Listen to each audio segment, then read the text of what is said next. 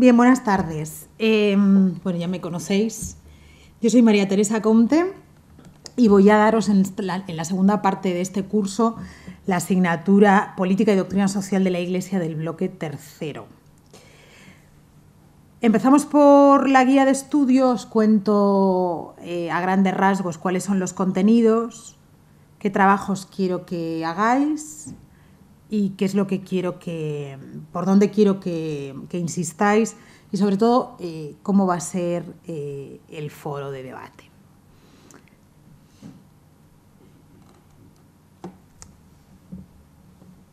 Vamos a ver, la idea es que en esta asignatura tengamos una visión, tiene que ser amplia porque no nos da tiempo a mucho más, una visión amplia de la noción de política o del concepto y del significado que la política como actividad extensa o como realidad extensa tiene la doctrina social de la Iglesia. Yo os he dividido el programa de la asignatura en dos partes. Digamos que el núcleo duro es la parte segunda, donde aparecen los contenidos acerca de la cuestión política en la doctrina social de la Iglesia. Pero en la parte primera lo que he hecho es una breve introducción, más bien desde la ciencia política, del concepto de política, de los valores políticos fundamentales y sobre todo de dos conceptos que son clave en la vida política, que siguen siendo clave en la vida política. Uno es el Estado y otro es el poder político. Os digo además que este sería el paso previo. El paso previo. Para nosotros no es lo sustancial, no es lo definitivo, es simplemente una parte que nos va a permitir adquirir un dominio relativo, ajustado al tiempo que tenemos, pero un cierto dominio de lo que es la política vista desde su autonomía, ¿no? Y desde el ámbito que diríamos propiamente científico. Sin embargo, lo que a mí me interesa de esta asignatura, el objetivo fundamental de esta asignatura, que es lo que le interesa a la doctrina social de la Iglesia con relación a la política, no puede ser otra cosa que la construcción de la justicia, la edificación de la justicia, ¿no? Que entiendo que es el objeto de la política y la finalidad de la política, la promoción de relaciones justas, fundamentalmente entre los hombres, entre los pueblos, y que es misión fundamental del Estado o de la política visto desde esa dimensión que llamamos científica, ¿no? Sin embargo, aunque la promoción de la justicia sea una misión propia de la política, la Iglesia no olvida, ¿no? Ni digamos que no hace dejación de responsabilidad en la parte que le corresponde con relación a la construcción de la justicia o a la construcción o al compromiso en favor de la edificación de relaciones justas. Y os digo aquí, ¿no? En la presentación, por dos razones: por fidelidad a lo que es su misión y por su compromiso con el bien del hombre y con el bien del mundo en el que el hombre vive. En este sentido, ya hemos leído Caritas in Veritate, ¿no? Por lo tanto, conocemos bien las últimas contribuciones de la doctrina social de la Iglesia a la relación caridad y justicia, ¿no? Desde la perspectiva del magisterio de Benedicto XVI, que bueno, han permitido, yo creo que, equilibrar y superar esa vieja dialéctica absolutamente estéril entre la justicia y la caridad, ¿no? Yo creo que en algún momento, o en la presentación de Caritas in Veritate o en la sesión de introducción, no recuerdo, os debía decir algo así como, bueno, si en el magisterio de Benedicto XVI o el magisterio de Benedicto XVI nos ha ayudado a trabajar en la superación de la dialéctica fe-razón, desde la perspectiva que la fe ilumina la razón y la razón ensancha la fe, pues podríamos decir lo mismo, ¿no? La caridad ilumina la justicia y la justicia ensancha la caridad, ¿no? Por lo tanto, estaríamos en un momento idóneo de superación de esas viejas dialécticas. En cualquier caso, os digo, se trata en último término de comprender, eso es lo que a nosotros nos interesa fundamentalmente, los principios y los criterios desde los que la doctrina social de la Iglesia busca orientar la acción de los católicos en el mundo. Esa es la razón última de ser del magisterio político, no hablar sobre el Estado o hablar sobre el poder, sino poner en manos de los católicos unos principios y sobre todo unos criterios que sirvan para tomar decisiones en un mundo, que iluminen su conciencia y sirvan para tomar decisiones en un mundo extremadamente complejo. Eso lo dice muy bien la Mater et Magistra cuando habla de la naturaleza de la doctrina social de la Iglesia.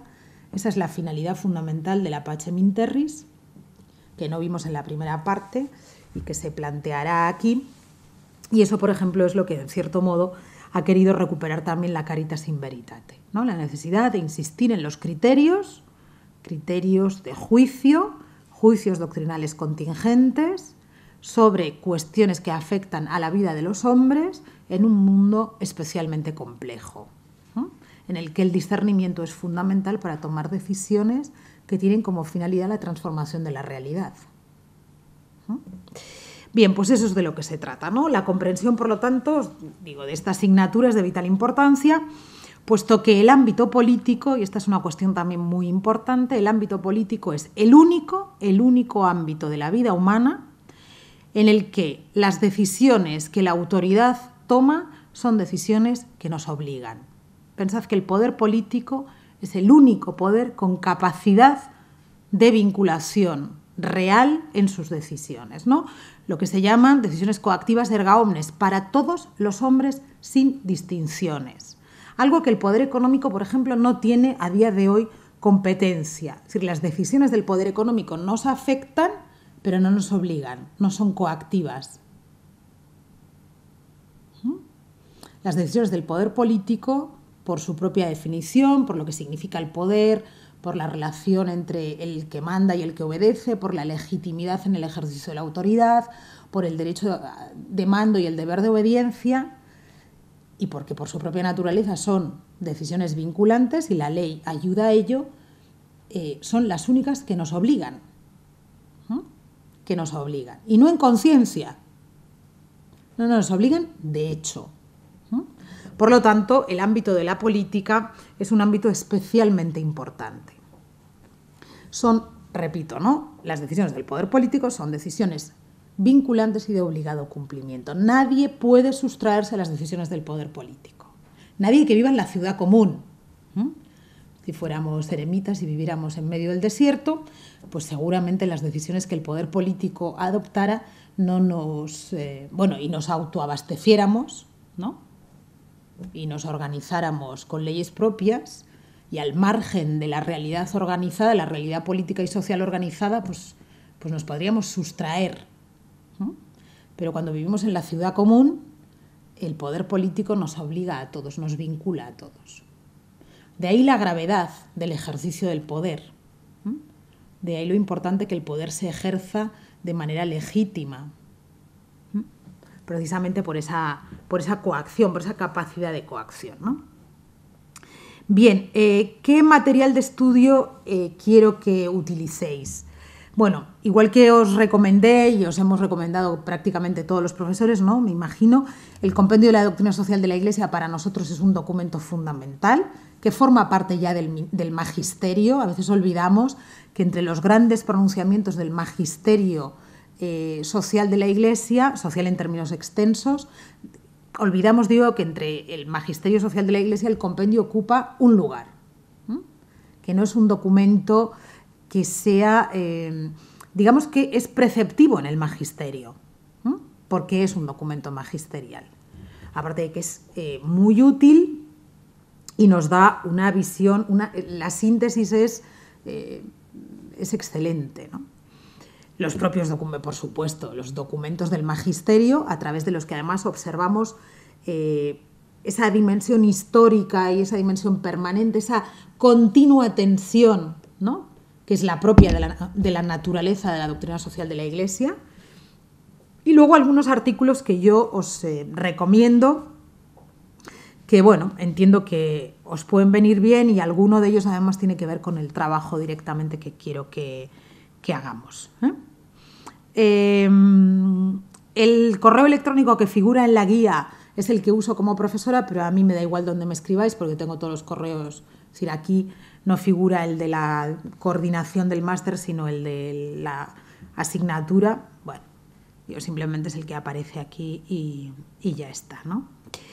En el foro de debate yo tenía planteadas dos cuestiones, y luego vamos a los contenidos, ¿no? Pero yo digo que en el foro de debate os había planteado dos cuestiones que a mí me gustaría que nosotros intentáramos responder desde la realidad, no tanto desde una reflexión teórica, ¿no? Sino más bien intentando confrontar los principios y los criterios con la realidad, ¿no? Que no fuera tanto una respuesta en el orden meramente teórico, repito, en el mero orden de los principios, sino que intentáramos el engarce, ¿no? Entre esa realidad, entre la realidad concreta y las dificultades y las paradojas y las contradicciones y la complejidad del mundo en el que vivimos y los grandes principios y los criterios prácticos. Yo son dos cuestiones que os pregunto, básicamente, que podríamos organizarnos, si os parece, del modo siguiente, aunque yo lo intentaré hacer así cuando os active el foro. Podríamos dedicar, ya que nuestra asignatura son 3 semanas, podríamos dedicar a cada una de las cuestiones una semana, ¿no? De manera ordenada. O sea, en la segunda semana intentaríamos entrar en la primera cuestión. ¿Es posible que hombres que proceden de cosmovisiones religiosas distintas, incluido el agnosticismo y el ateísmo, puedan fundar una convivencia ordenada? Una convivencia ordenada. Eso apela al orden de la realidad, ¿no? A lo que se llamaría la dimensión práctica. Puede haber un acuerdo práctico de voluntades, en el fondo por utilizar la terminología que utiliza León XIII. Y que luego retoma, por ejemplo, la filosofía política de inspiración cristiana personalista o del humanismo cristiano. ¿Puede existir un acuerdo práctico de voluntades? Esa es una expresión de León XIII. Es decir, puede existir un acuerdo práctico de voluntades, práctico, práctico de voluntades. Bueno, ya sabéis lo que decía Maritain, ¿no? Es imposible que los hombres que procedemos de credos religiosos distintos nos pongamos de acuerdo. Pero, sin embargo, sí podemos estar de acuerdo en el orden práctico, pero nunca en el orden teórico, ¿no? Nunca nos vamos a poner de acuerdo en los fundamentos. Pero, bueno, eso basta con que pensemos en nosotros mismos, ¿no? Cuando uno afirma como convicción y motor de su existencia al Dios de Jesucristo, pues no va a negar la verdad en la que cree, ¿no? Es decir, ninguno vamos a renunciar a la verdad en la que creemos. Pero hombres de credos religiosos distintos o que procedemos de cosmovisiones religiosas o filosóficas diferentes, ¿podemos estar de acuerdo en el orden práctico? ¿Nos podemos poner de acuerdo en algo práctico? Y segunda, a eso podríamos dedicar la primera semana, ¿no? Ese es el gran proyecto tras el fin de la Segunda Guerra Mundial, ¿no? Con la vuelta a los planteamientos políticos y jurídicos justnaturalistas en el fondo, ¿no? Un acuerdo en torno a un valor sagrado que es la dignidad del hombre, por ejemplo. Pero hoy la pregunta sigue resonando, ¿no? Porque ese acuerdo práctico de los 50, finales de los 40, 50, incluso buena parte de los 60, está roto, ¿no?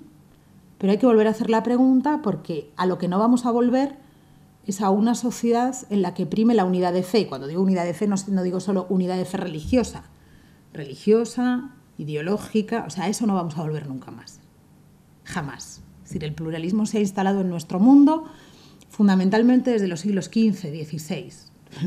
No vamos o sea, es imposible eso, ¿no? Bueno, a eso podríamos dedicar la primera semana. Y en la segunda, la pregunta que yo os lanzaría es otra. Por el bien de una convivencia social ordenada, Ese es el bien, ¿eh? O sea, la pregunta, la clave de la pregunta está aquí, por el bien de una convivencia social ordenada, eso es lo que anhelamos, lo que buscamos. ¿Debe el Estado regular la dimensión pública de las convicciones religiosas? Si el Estado tiene como finalidad última la promoción del bien común y al Estado o a la política le compete la promoción de la justicia y la ley es el marco en el que se ordena esa actividad política de promoción de la justicia y lo que buscamos es una convivencia social ordenada, que para nosotros no es cualquier modo de vivir con otros, ¿no? Eso la Pacem in Terris nos lo dice muy claro. ¿Debería el Estado regular la dimensión pública de las convicciones religiosas? Bueno, yo lo que haría sería eso. La primera semana podríamos dedicarlo a la primera cuestión y la segunda semana a la siguiente cuestión.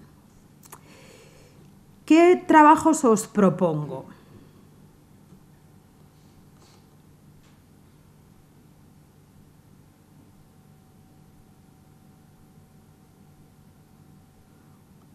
Tres. Os daría tres posibilidades. Las dos primeras serían la elaboración de glosarios de términos. En el primero, los términos que os planteo serían nación, sociedad política, comunidad política, ideologías, utopías, democracia, pueblo y masa.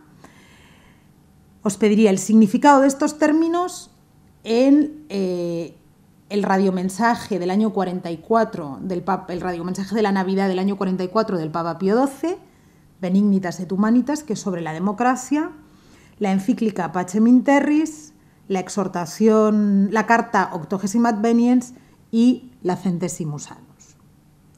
Se trata de elaborar un glosario. Es útil y recomendable que os ayudéis del compendio. Se valorará que a una noción general del significado del término se añadan los matices concretos de cada uno de los documentos del magisterio consultados. Extensión máxima, vamos, máxima que me he pasado, pero 20 páginas, pero vamos, esto se hacen muy pocas, esto estoy por cambiarlo, porque...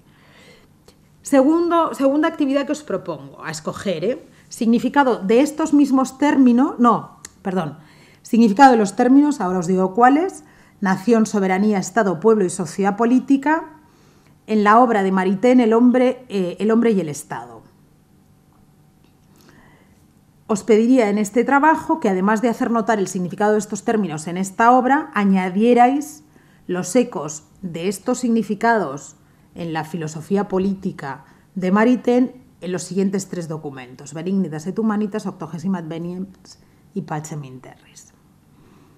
Y por último, una tercera actividad sería la siguiente: un ensayo breve de máximo 20 folios en el que, de la mano de la doctrina social de la Iglesia, se refuten las tesis que sostienen la independencia de la política con relación a la moral. La bibliografía es la que se anota en el epígrafe dedicado a esta cuestión y el plazo se inicia en el instante en el que dé comienzo el módulo. Yo no necesito que a priori me digáis lo que queréis hacer, si vais a hacer la actividad 1, la 2, la 3, me da igual, me la mandáis cuando lo hayáis decidido y ya está. Así también lo vais viendo y os vais haciendo una idea en función de los contenidos, de lo que leáis. Iréis viendo lo que os interesa más, lo que os interesa menos, ¿no?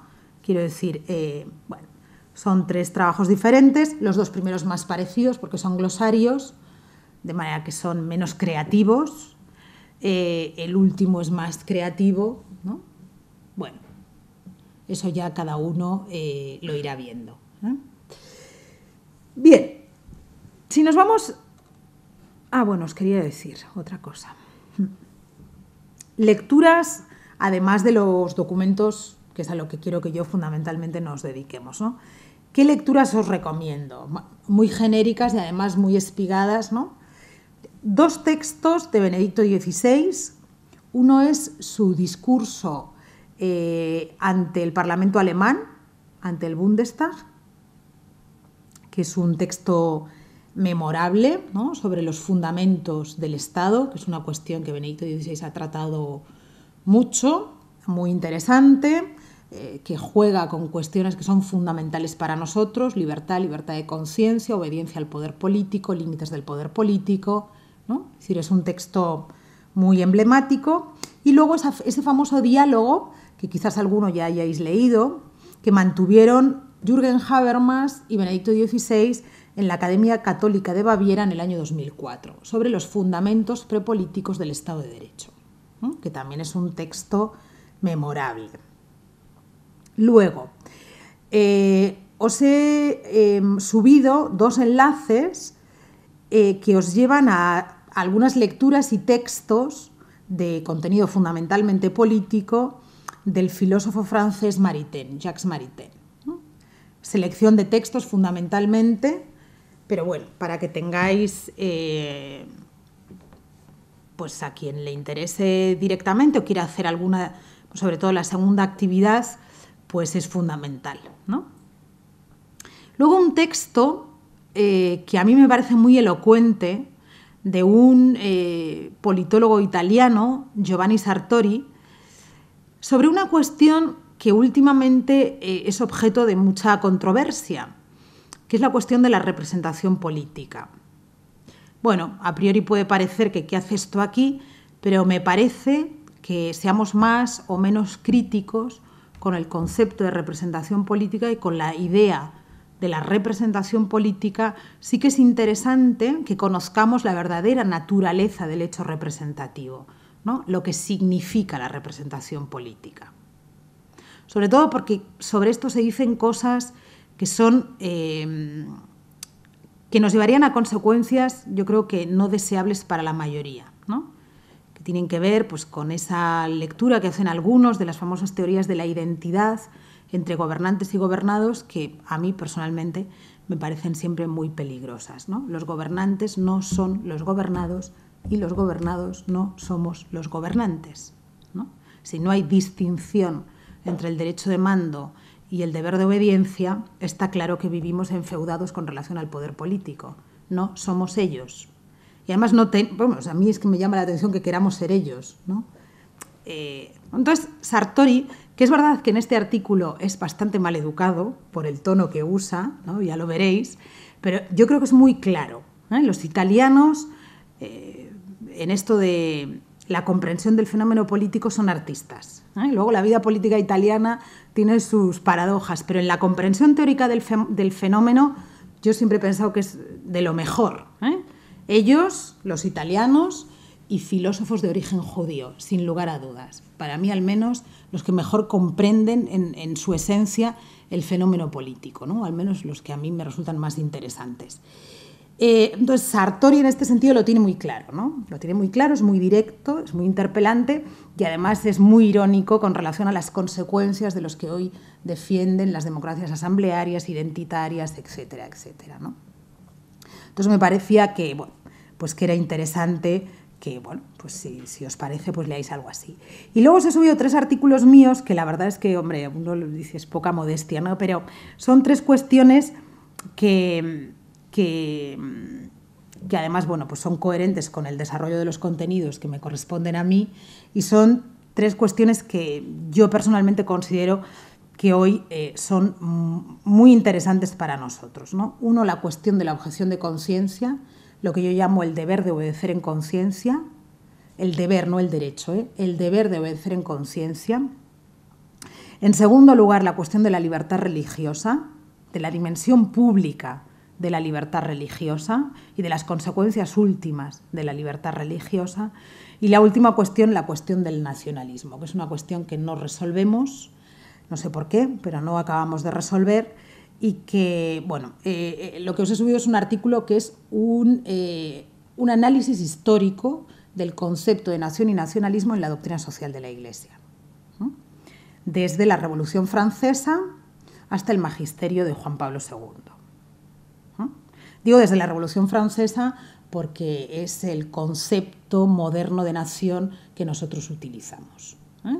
Con todas las controversias que luego se suscitan en el siglo XIX entre un nacionalismo, diríamos que de matriz romántica, ¿no? Y un nacionalismo más de matriz liberal, un nacionalismo francés, alemán, ¿no? Bueno, hasta llegar prácticamente a nuestros días, pero es un análisis histórico, un análisis de contenidos fundamentalmente y además establecido con criterios históricos, fundamentalmente, no con criterios temáticos, sino con criterios históricos. Bien, bueno, son lecturas que os recomiendo, luego habría tanto que leer pero bueno, digamos que es eso, ¿no? Son nociones así muy, muy generales. En cuanto a los contenidos, os decía, la primera parte sería un análisis del concepto de política desde la ciencia política y la segunda parte sería un análisis del concepto de política desde la doctrina social de la Iglesia. Muy rápidamente algunas cuestiones que tienen que ver con la parte primera. Lo primero sería situar históricamente el término, ¿no? Necesariamente cuando hablamos de cuestiones políticas nos tenemos que retrotraer a la Grecia clásica, ¿no? Grecia y Roma están en el origen de las ideas y de las formas políticas en las que nosotros vivimos, por lo tanto siempre hay que volver primero a Grecia y después a Roma. Me interesa sobre todo fijarnos en ese contexto porque yo voy a insistir en la dimensión extensa de la política, ¿no? En la dimensión que llamaríamos horizontal, la que tiene que ver fundamentalmente con las relaciones de convivencia, puesto que desde la perspectiva de la doctrina social de la Iglesia lo que os insistiré es que las instituciones políticas no son más que la expresión de un rasgo esencial de la naturaleza humana que es la sociabilidad. Entonces, desde ahí el criterio para entrar en la política es más el criterio extenso, la dimensión extensa de la política, no tanto institucional, ¿no? No porque las instituciones no sean importantes en política, las formas políticas son imprescindibles, sino porque, como vuelvo a deciros, la doctrina social de la Iglesia lo que resalta es que las formas existen como expresión de una naturaleza humana que es sociable, que necesita de unas formas en las que manifestarse de manera garantizada y ordenada. En segundo lugar, os decía, uno de los elementos clave de la política es el poder, son las relaciones que se establecen entre quien ejerce el poder y quien obedece, entre lo que en términos clásicos se llama el derecho de mando y el deber de obediencia. Hay muchas nociones de poder, depende del espectro filosófico, ideológico, doctrinal en el que nos manejemos.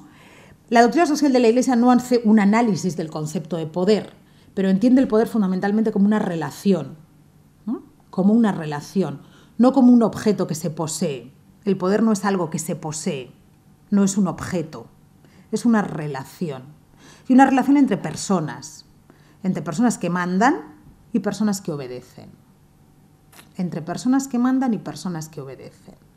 Y la finalidad última de esa relación, nos dirá la doctrina social de la Iglesia, es la paz, ¿no? O sea, esas relaciones de mando y obediencia son relaciones que necesariamente, por el bien del hombre, deben tender a la paz. A lo que nosotros hoy llamaríamos la resolución pacífica de los conflictos. Entonces, bueno, desde ahí también es verdad que os voy dando nociones que luego puedan ayudar a comprender mejor lo que la doctrina social de la Iglesia plantea, ¿no? Digo que hay nociones distintas sobre el poder, vuelvo a plantearos como relación, como objeto. Evidentemente, en esas nociones o detrás de esas nociones hay una teoría o una concepción de la legitimidad del poder, ¿no? Cualquier gobernante, por tiránico que sea, busca criterios de legitimación del poder, ¿no?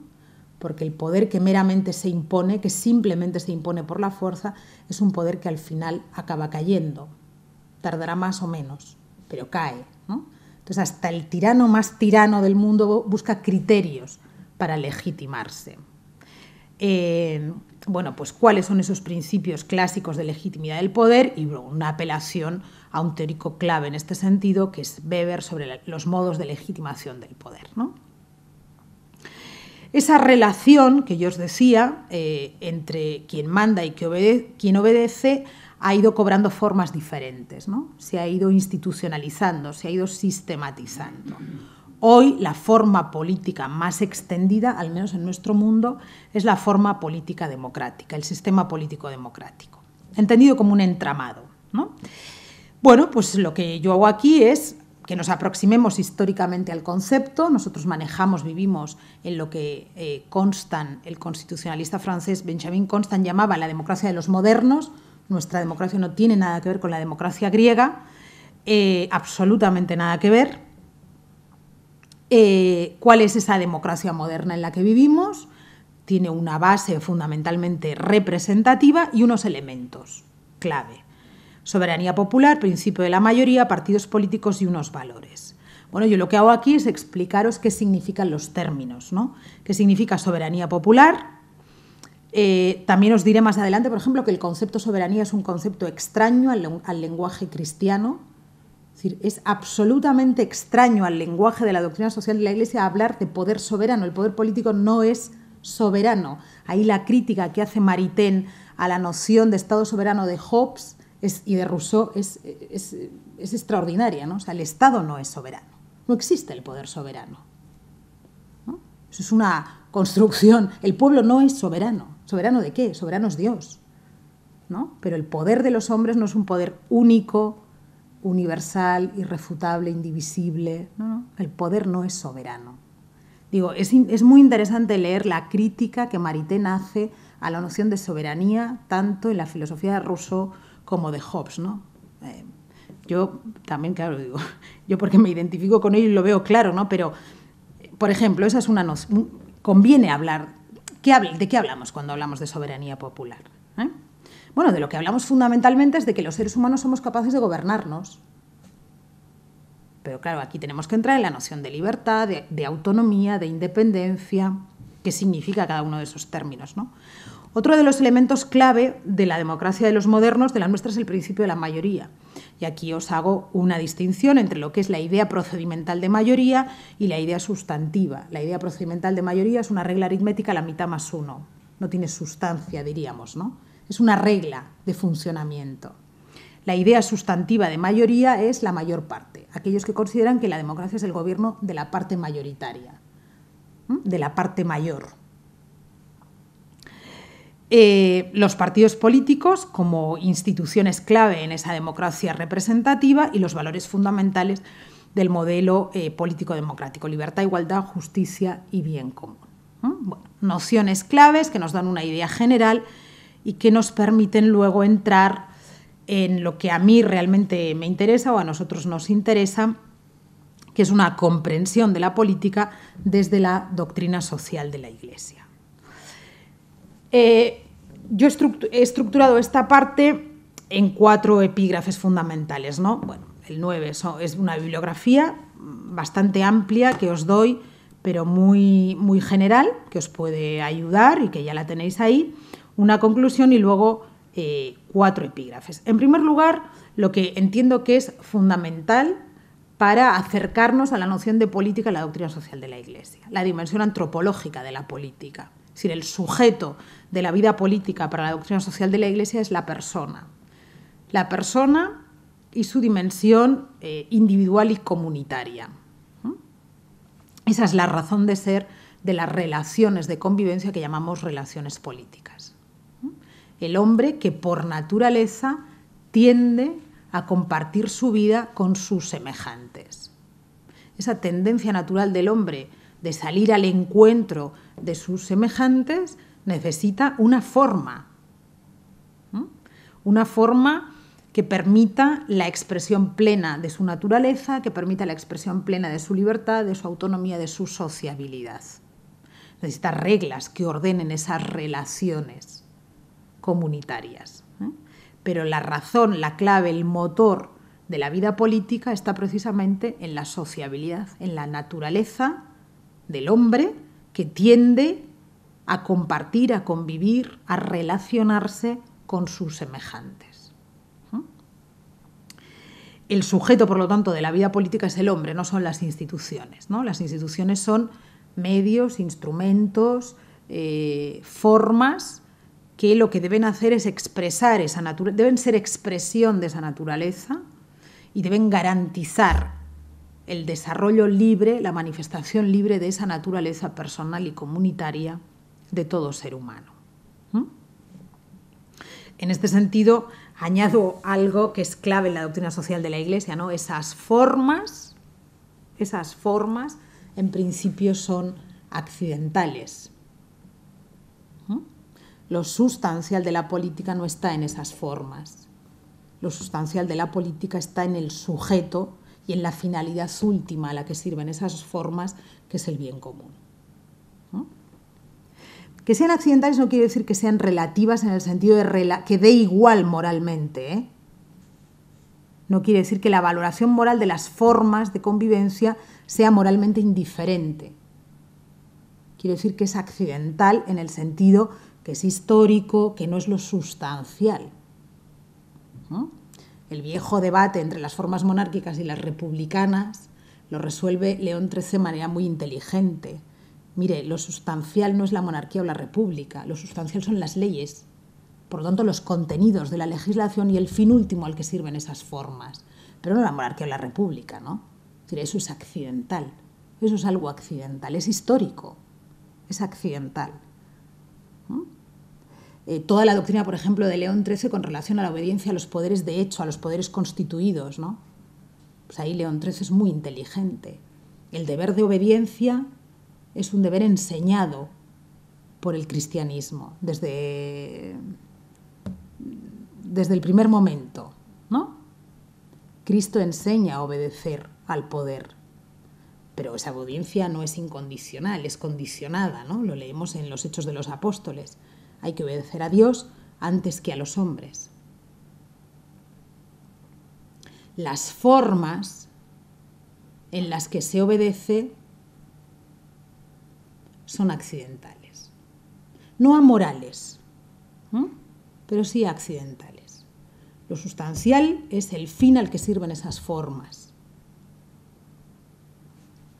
Eso conviene que lo tengamos claro, ¿no? Una segunda cuestión que es interesante, que es muy interesante también en la lógica de la doctrina social de la Iglesia: la complementariedad entre el orden político y el orden jurídico.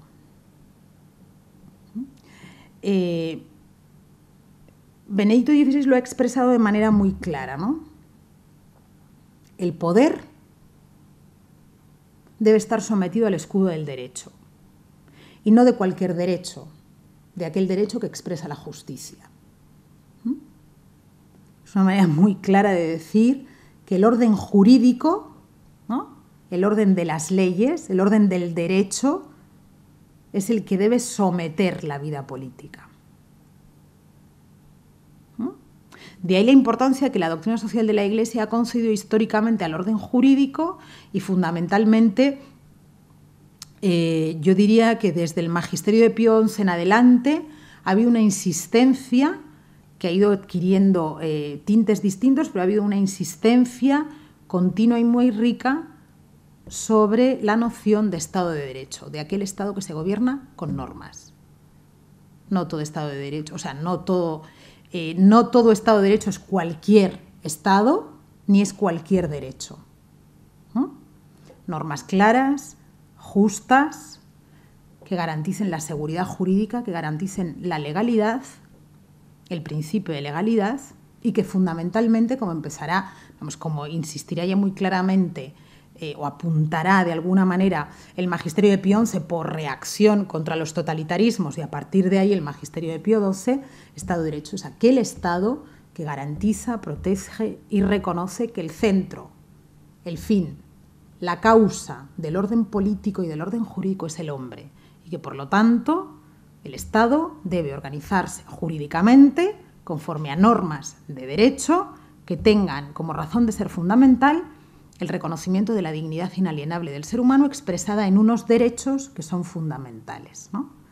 El radiomensaje de Navidad del año 42 de Pío XI, com sempre, es de alguna manera el detonante, ¿no? el principio de esa andadura que luego continúa con la Pacem in Terris y que acaba de completarse en la 80ª Advenies. Por eso yo digo muchas veces que cuando nosotros nos acercamos al magisterio político, lo que acabamos viendo es la importancia que la doctrina social de la Iglesia concede al Estado de Derecho, ¿no? Concede al Estado de Derecho por encima de las formas puramente políticas. ¿No? Pero digo, entendiendo que Estado de Derecho no es cualquier Estado que se organiza conforme a normas, ¿eh? Porque el objeto del derecho es la justicia. Que en el fondo es lo que intento plantearos en este epígrafe 6, que he utilizado de manera paradójica el título de una obra muy famosa de un jurista austríaco, Hans Kelsen, uno de los máximos representantes del positivismo jurídico, y yo he utilizado el título que le da él a su obra para justificar algo totalmente distinto de lo que él dice, ¿no? Bueno, porque fundamentalmente la tesis de Kelsen es que Estado de Derecho es aquel que se regula conforme a normas de derecho positivo, ¿no? Seguro que todos conocéis esa famosa frase, bueno, reflexión de Kelsen, que luego Benedicto XVI ha usado muchas veces, ¿no? Cuando Kelsen intenta explicar, ¿no? Bueno, cuando Pilato le pregunta a Jesús qué es la verdad, como no lo sabe, ¿no? Kelsen lo explica muy bien en su libro y luego en este libro, y luego Benedicto XVI ha utilizado ese argumento muchas veces. Dice Kelsen, ¿no? Como Pilato no sabe lo que es la verdad, le pregunta al pueblo, ¿no? Y el pueblo contesta. Y acaba diciendo Kelsen, eso es la democracia, ¿no? El poder de la mayoría organizado jurídicamente en un Estado conforme a normas de derecho positivo. Pues la negación de cualquier dimensión, diríamos, trascendental, de cualquier planteamiento de tipo justnaturalista que afirmara que el fundamento último del derecho no está en sí mismo, sino en unos principios previos y anteriores, ¿no? Que eso es sobre lo que discuten, por ejemplo, Habermas y Benedicto XVI en la Academia Católica de Baviera, frente a las tesis del positivismo clásico. Sobre lo que ellos discuten es dónde están los verdaderos fundamentos del Estado de Derecho, ¿no? En el fondo la tesis es el Estado de Derecho no se justifica a sí mismo, sino que se justifica en unos postulados anteriores, previos, ¿no? Entonces digo, usando de manera paradójica el texto de Kelsen, pues la esencia y el valor de la democracia no está precisamente en lo fáctico, ¿no? Sino en algo que está más allá del propio derecho y en lo que el ordenamiento jurídico debe sustentarse, ¿no? En lo que llamamos principios y valores prepolíticos. Bueno, aquí aparece una cuestión que es clave en el magisterio social, el concepto de ideología. Esto es siempre lo que crea más problemas. Mirad, Pío XI y Pablo VI son probablemente los que... Es verdad que luego Juan Pablo II y Benedicto XVI han vuelto mucho sobre el concepto de ideologías, ¿no? Pero yo me atrevo a decir que el tratamiento más sistemático que en la doctrina social de la Iglesia se ha dado sobre el concepto de ideologías lo han hecho Pío XI, normal, por el contexto histórico en el que vive, y Pablo VI, normal, por el contexto histórico en el que vive, ¿no? Dos momentos históricos tremendamente ideologizados en los que la mentalidad ideológica, lo que Sartori llama el hombre ideológico, domina en la vida política. Entonces, los dos, tanto... Claro, lo que pasa es que en el caso del magisterio de Pío XI tendríamos que ir espigando, ¿no? Sus pronunciamientos, por ejemplo, sobre el pensamiento contrarrevolucionario, sus reflexiones sobre el fascismo, sobre el nacionalsocialismo, sobre el comunismo. En cambio, en el caso de Pablo VI lo tenemos muy bien encapsulado. En la 80ª Adveniens, el Papa hace un análisis magistral de la mentalidad ideológica y del papel de las ideologías, para sostener eso que a algunos no les gusta, ¿no? Pero que el Papa dice con mucha elegancia, como era Pablo VI, ¿no? Ningún católico puede adherirse a una ideología sin contradecir los postulados de su fe. Un católico no puede vivir en una mentalidad ideológica, porque los fundamentos de razón para los católicos no son de orden ideológico, sino de orden evangélico. De orden evangélico. la imitación es de Cristo, ¿no? Por decirlo en clave espiritual. Bueno, sobre eso Maritain también tiene cosas muy, muy interesantes.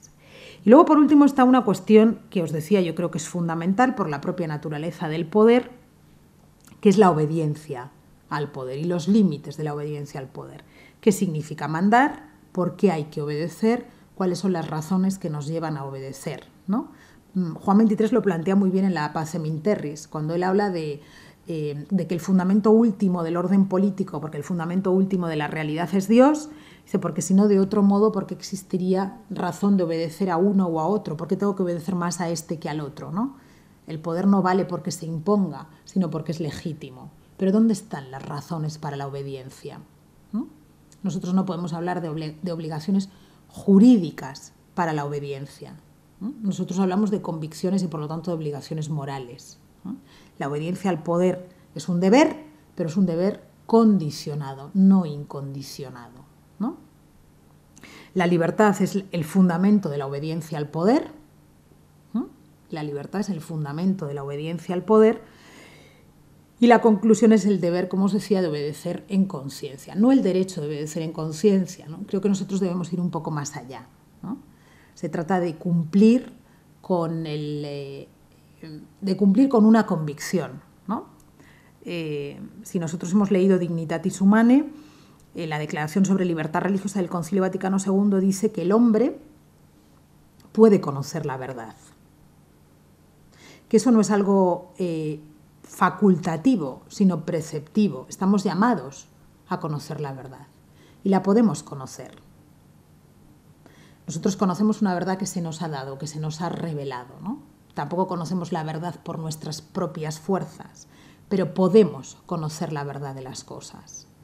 Cuando el hombre conoce la verdad de las cosas, dice Dignitatis Humanae, se adhiere a la verdad. Cuando nos adherimos a la verdad, lo natural es que actuemos en conciencia, lo normal es que actuemos de acuerdo a la verdad conocida, que seamos coherentes, ¿no? Por lo tanto, la obligación de obedecer al poder para nosotros no es una obligación jurídica, no es una obligación impuesta desde fuera, es una obligación que nace de una convicción, de un deber moral, de un deber asumido en conciencia, ¿no? Por eso digo que para nosotros la obediencia al poder, más que un derecho de obedecer en conciencia, se trata de un deber, de ser coherentes con la verdad en la que creemos, ¿eh? Por eso hablo fundamentalmente de deberes morales y no de un deber jurídico, ¿no? Porque al poder también se le puede desobedecer y de hecho hay que desobedecerle cuando el poder es ilegítimo o el poder es injusto o el poder manda algo que es contrario a la conciencia, ¿no? Es decir, lo que pasa es que, claro, como la doctrina social de la Iglesia en este sentido no es... a ver cómo lo digo, lo voy a decir en positivo. En este sentido, la doctrina social de la Iglesia sigue defendiendo el principio de obediencia o deber de obediencia, pues claro, a lo que la doctrina social de la Iglesia no invita es ni a la insurrección, ni a la... ¿cómo se llama esto? No me sale ahora. Ni a la insumisión. No, a la insumisión. Ni a la insumisión. Porque claro, el insumiso es el que niega la legitimidad de mando, ¿no? Un católico no puede negar el derecho de mando, ¿no? No negamos el derecho de mando, negamos la legitimidad del mando. Digo, todo esto, claro, todo esto es un poco más complicado, ¿no? Pero bueno, para eso están los apuntes y podemos preguntar, pero la consecuencia última a la que nos invita el cristianismo no es a la insumisión, sino a la aceptación de las consecuencias del obrar en conciencia, ¿no? Es decir, que esto es diferente, ¿no? Quiero decir, yo acepto precisamente porque acepto el derecho de mando, acepto las consecuencias de mis actos, ¿no? Y yo acepto que obedecer en conciencia me puede situar al margen de la ley, pero creo en la ley. Claro, en el texto que en el artículo que yo os doy, claro, acabo diciendo que en el fondo asumir el deber de obedecer en conciencia es tomarse en serio la ley, es tomársela en serio. Yo creo en el valor de la ley como tal, ¿no? Y porque creo en el valor de la ley y de la autoridad, asumo las consecuencias de mis actos. ¿No? ¿Sí?